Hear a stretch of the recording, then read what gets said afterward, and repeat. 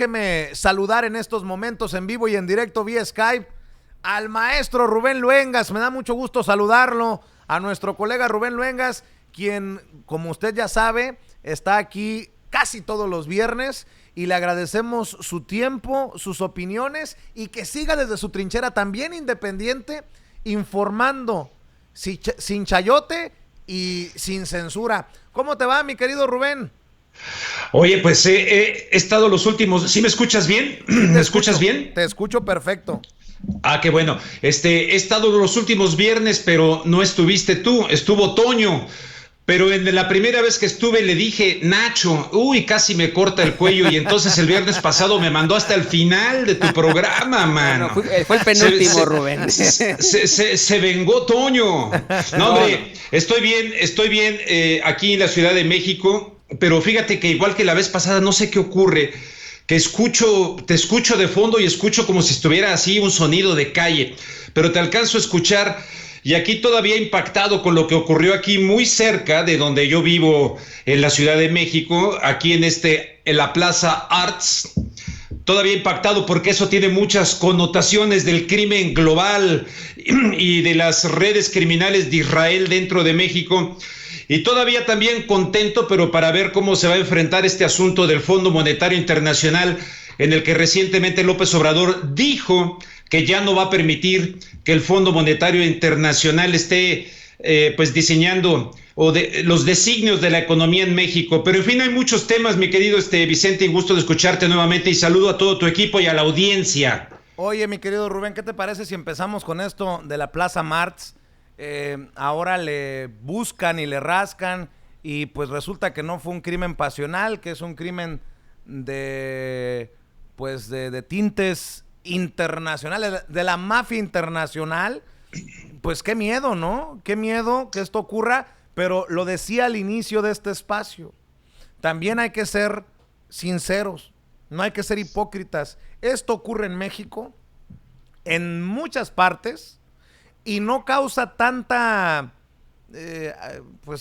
tanta noticia, tanto ruido como lo ha generado por ser en el área del Pedregal, por ser en una plaza, la Plaza Arts, que es pues una plaza bonita, la gente que se veía en los videos pues bien vestida. Yo no sé si incluso haya algún dejo de clasismo en las coberturas también, porque hay peores cosas que pasan en nuestro país y que no generan la atención en medios como lo ocurrido ayer. Fíjate que esto ocurrió el miércoles, ¿no? De hecho, el miércoles pasado. Fíjate que a mí me queda relativamente cerca, pero nunca voy, porque alguna vez personas que han ido me dicen, está lleno de guaruras, de guardaespaldas, de gente con altísimo poder adquisitivo, pero llegan con sus... Luego es una plaza que está hipervigilada, por cierto, que muy cerca del edificio de la Policía Federal de México. Pero lo que realmente llama la atención es que, mira, este personaje, Benjamín, el que murió ahí, porque el otro murió en un hospital, se lo llevaron, pero el que cayó abatido ahí, este tipo había sido detenido en México en el año 2005, cuando era jefe de gobierno Andrés Manuel López Obrador. Y en una situación de diálogo con la Embajada de Israel y las autoridades mexicanas, a este señor se lo llevaron a Israel, donde cumplió una condena, no recuerdo, pero creo que fueron 17 años que estuvo en prisión.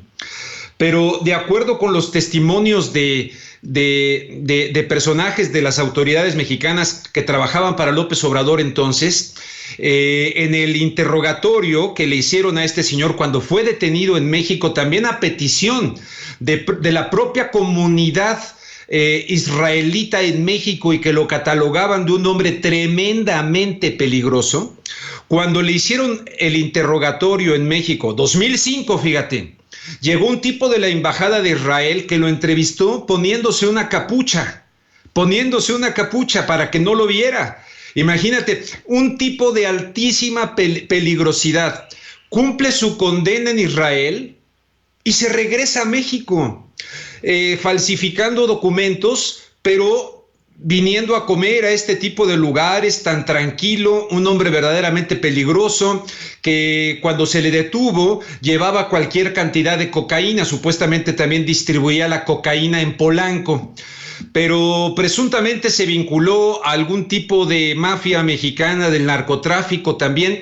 Pero ¿dónde quedó la inteligencia mexicana para permitir que un hombre que cumplió una condena les engañara con tal facilidad y estuviera tan tranquilo en México y viniendo a comer? Luego llama la atención también el hecho de que las personas que lo matan, entre ellos esta mujer que salió corriendo ahí quitándose la ropa, que terminó en brasier y la peluca y tal, pues a esta señora se ve que quienes fueron contratados, entre ellos ella, pues a esta la dejaron morir sola, la dejaron ahí abandonada. Entonces, ¿quién abre aquí la puerta? Ah, un gato. Yo dije, un fantasma, no me están abriendo, es uno de los gatos. Entonces, esto es mucho para analizar, pero que también implica la globalización del crimen organizado. Y como en este caso, periódicos de Israel están diciendo que la orden del asesinato fue desde Israel. Bueno, yo no lo sé, probablemente fue un ajuste de cuentas con grupos también del llamado crimen organizado aquí en México, pero francamente también bochornoso que las autoridades mexicanas hayan dicho en un principio por el testimonio de la mujer que pudo haber dicho, bueno, la señora que aprendimos nos dice que es un crimen pasional, pero de pasional con otros que estaban distrayendo fuera, tirando de manera súper experta, para distraer la atención y tirándole a una patrulla y también un policía que no sé qué habrá pasado finalmente con él. No, es verdaderamente espeluznante, mi querido Vicente. Y hoy en la mañana, tú que estuviste pendiente, porque yo me levanté un poco tarde, López Obrador no quiso decir nada, pero parece ser que dice que tiene la información y que está vinculado al crimen organizado, pero por una investigación en curso no puede decir nada. Pero en principio eso de que la cosa pasional, pues verdaderamente totalmente fuera de lugar. Desde un principio nos dimos cuenta, quienes lo observamos a través de los medios, que no tenía nada de pasional aquello. Es algo verdaderamente de alto calibre y con personajes verdaderamente siniestros, que inclusive este personaje estuvo trabajando para la comunidad israelí en México brindando protección. Y resulta que luego realizaba extorsiones de la propia comunidad israelí, que como tú sabes se concentra mucho en la zona de Polanco. Yo no sé hasta dónde pueda llegar de Grandes Ligas esto, ¿no? Pero en fin, muchos incluso han sacado a colación lo que ocurrió en el terremoto de septiembre del 2017, porque en aquella ocasión, en uno de los edificios, ¿en dónde fue? No recuerdo ahorita, creo que era Álvaro Obregón. En uno de esos edificios llegaron personas del Mossad, llegaron personas que acordonaron la zona y se hicieron cargo de los operativos de ese edificio para sacar computadoras a una mujer, si no mal recuerdo, a un rabino. Es decir, pensaban que se trataba de la presencia del Mossad en México y de preservar información privilegiada. Pero curiosamente, por este asunto de estos israelíes asesinados el miércoles, hubo un hashtag que fue trending topic en las redes sociales, que era nada más y nada menos que el Mossad. Pero en fin, dejaremos que las autoridades investiguen. Hiciste una pregunta importantísima, Rubén. ¿Dónde estaba la inteligencia mexicana al regreso de este personaje peligrosísimo a nuestro país? Pues confirma la simulación y de cómo las cosas se hicieron con las patas, perdón por ser tan gráfico, se hicieron con las patas en los gobiernos anteriores. Simulaban que tenían al CISEN, simulaban que había inteligencia, simulaban, y eso sí, espiaron a adversarios políticos, espiaron a periodistas incómodos. ¿Dónde estaba? Yo insisto con tu pregunta, ¿dónde estaba la inteligencia mexicana? Ahora van a preguntarle a López Obrador, ¿dónde está la inteligencia mexicana? Bueno, este señor tiene 7 meses, ¿cuántos años tuvimos de gobiernos panistas y priistas? Y les pasó de noche este personaje. Sí, de hecho en el 2005, pues el presidente era tu bien conocido PIN 9, ¿no? ¿Te acuerdas de PIN 9? ¿No te acuerdas de Pi9? No, Rubén. Es Vicente Fox, Pi9, porque es más mentiroso que Pinocho. Entonces era el que estaba de presidente entonces cuando aprendieron a este tipo.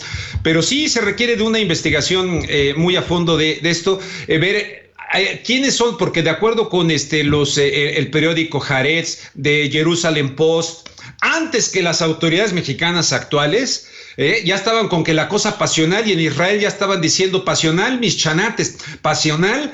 Estos tipos se ordenó desde Israel, según ellos, ¿no? Yo no sé si sea verdad que se ordenó desde allá, pero ya estaban dando los antecedentes, los nombres, quiénes son, con antecedentes penales, en fin. Oye, Rubén. No quedó un registro en México de toda esta situación y nomás falsificaron documentos y se metieron. Un medio dice que se metió por Guatemala con visa de turista. Imagínate, por la frontera con Guatemala que se metió este tipo. Oye, después de haber estado en Israel. Pero recientemente han sacado a un señor cuyo apellido ahorita no lo recuerdo, se lo han llevado vía Ámsterdam, también detenido hacia Israel. Entonces, pues la situación está ahí media, espérame que me están llamando aquí. Está media particular, ¿no? Oye, mi querido Rubén, bien hace Toño en recordarme algo importantísimo. Acuérdate que en el sexenio de Enrique Peña Nieto también se le acusó de contratar un software israelí, de una empresa de Israel, para este espionaje. Uno se preguntará, esta mafia o esta relación israelí, ¿hasta qué nivel estará privilegiada en nuestro país? Sí, es absolutamente cierto. A ver, pregúntale a Toño, ¿el Pegaso se refiere a Pegaso? A ver, Toño. Sí, Pegaso, exactamente, tuvieron esta... Pegaso, ¿verdad? Rubén. Sí. Que justamente fue utilizado precisamente para realizar espionaje contra opositores, en lugar de estar cumpliendo una función de otra naturaleza y de seguridad nacional y de que no entren este tipo de personajes a México, en fin. El caso está que, mira, esto, como dicen, yo creo que nada más es la punta del iceberg, aunque no me gusta mucho la expresión, pero sí, es la punta del iceberg. Hay muchísimo debajo de todo esto. Y tal vez nunca vamos a saber todo este fondo, porque precisamente, mira, hace poquito yo entrevisté y fue de la última participación que tuve con ustedes en Sin Censura, que era el tema de lo del Chapo Guzmán. El Chapo Guzmán, lo dijimos la vez pasada, es un peoncito en el tablero del ajedrez del narcotráfico. Son los que escogen para figurar mediáticamente, pero los que ni siquiera son el alfil, ni la reina, ni el rey, ni el caballo, ni la torre, pero lo más importante son los que mueven las piezas, y de esos ni se habla, ni se toca. Y aquí personajes como peligrosísimo, israelitas, metidos y coludidos con Leiva, dicen que con Leiva, yo no sé, pero metidos al narcotráfico de por acá. Imagínate todo a nivel mundial, hombre. Esos están en los casinos, están en Las Vegas, están en diferentes situaciones donde ni siquiera se ponen en la línea de riesgo. Me refiero los capos de los capos, no como ¿no? Pero esto te revela justamente esta situación y cómo las inteligencias sirvieron más por la lucha política, por la lucha del poder, más que por preservar la seguridad de los mexicanos. Déjame ir a dos temas, mi querido Rubén, porque sé